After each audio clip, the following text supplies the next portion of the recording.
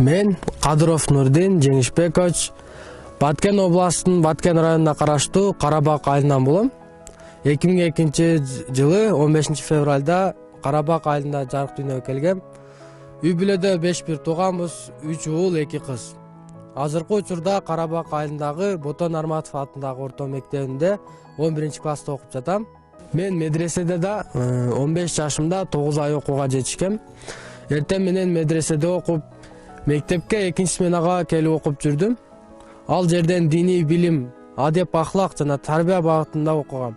Медреседен алган билимди азыркы мектепке келгенден кийин сабакта отуруп, айкалыштырып, мугалим айткан маалымат менен шарияттагы диндеги нерселерди салыштырып, бир жыйынтыкка келе албай, аябай кыйналчумун. Кээде мугалим менен диний жана мектептеги билимди салыштырып, талашып кетчүмүн. Маалыматты кайдан кантип алууну таба албай жүргөм.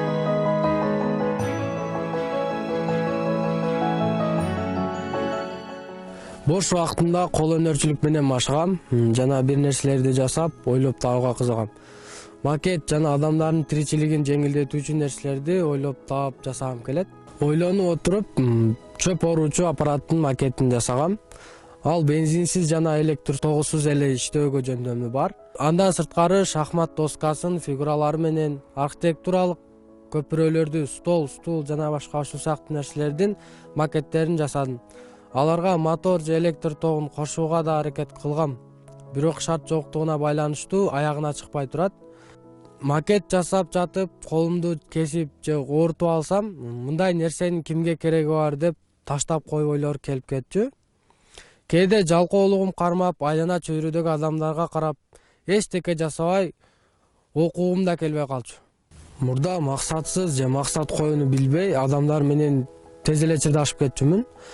Бирөөнүн оюн толук укпай, кеңеш сурап кайрылганда аларга туура келбесе да, өз оюмду эле айтып койчумун.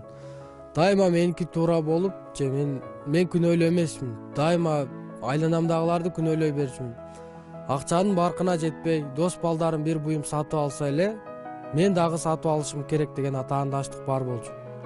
Максат жок болгондуктан көп уктап, убактымды текке кетирип жүрүптүрмүн. Келечек тууралуу убактысы келгенде ойлоном да деп жүргөм. Айылдагы тиричиликке аралашып эле жүрө берипмин. Алгач жаштан долбооруна кошулганда, долбоорду бир иш-чара катары эле катышып койсом болду да деп ойлогом. Башкача айтканда, буга чейинки иш-чараларга окшоп өтөт кетет деп ойлогом. Мугалимибиз Ошко тренингке барасыңар дегенде ишенбей түшүнүгүм деле жок болгон. Барсам ойноп келем да деп ойлогом. Убакыт өткөн сайын көп иш-чараларга, тренингтерге катышып, долбоордун иш-чараларына катышып, мен өзүмдү таптым десем болот. Мен күткөн, мага керек болгон нерселерди үйрөндүм. Мурда карасаң угума түшө албай жүргөн экем.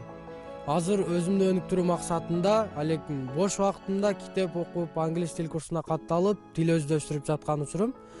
Ой жүгүртүүм кеңири болуп, ачык, позитивдүү түрдө эл арасында өз пикиримди айтууга үйрөндүм. Коомчулукта, мектепте өз пикиримди толук айтууга, кайсы бир маселе боюнча тийиштүү ишканаларга кайрылуу жолдорун өздөштүрдүм. Эң негизгиси келечекке план жана максат коюуну үйрөнүп алдым. Диний билимди жаштан долбоорунан алган билимдер менен айкалыштырып, өзүмчө уникалдуу жол таптым. Жана келечекте максат коюуну, талыкпас эмгекти, адамгерчиликти, таза иштөөнү, талыкпастан билим алууну, тилдер жана билим, эмгек аркылуу дүйнө таанууну туура деп таптым. Окууну аяктаган соң жогорку окуу жайга тапшырып, архитектура жаатында окуп, келечекте Кыргызстанды көркөм жана кооз өлкөлөрдүн катарына кошкум келет. Дүйнө таануу менин чоң максаттарымдын бири болуп калды. Азыркы учурда жаштан долбоорунун катышуусумун. Жаштанга катышканыма эч качан өкүнбөйм. Себеби жаштан менин оюмду жана келечегиме болгон көз карашымды толук жакшы жакка өзгөрттү. Бул долбоор мынчалык жакшы деңгээлде болот деп ойлогон эмесмин.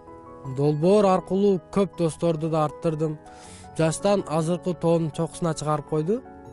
Чокуга чыккандан кийин айлана чөйрө жана горизонт толук көрүнүп, кайсы жагына багыт алууну үйрөндүм. Жаштан эң сонун мыкты долбоор, жаштандын бардык мүчөлөрүнө ыраазычылыгымды билдирем.